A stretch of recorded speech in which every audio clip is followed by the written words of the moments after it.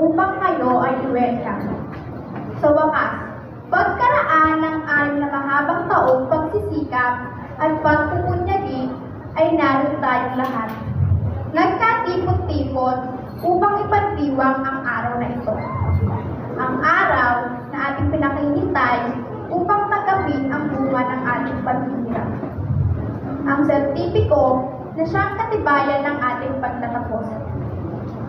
Sa inyong mga minamahal naming guro, taus-puso kami nagpapasalamat.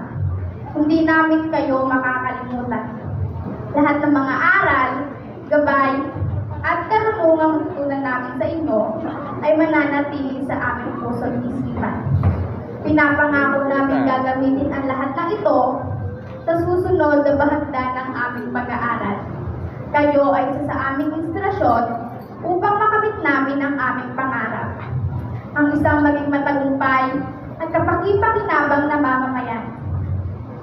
Sa inyong mga minamahal na magulang, nagpapasalamat kami sa walang sawang pagsuporta at pagbibigay sa amin ng walang hanggang pagmamahal. Sa lahat ng sakripisyo, hirap na inyong dinanas upang matugunan at maibigay sa amin ang aming pangangailangan.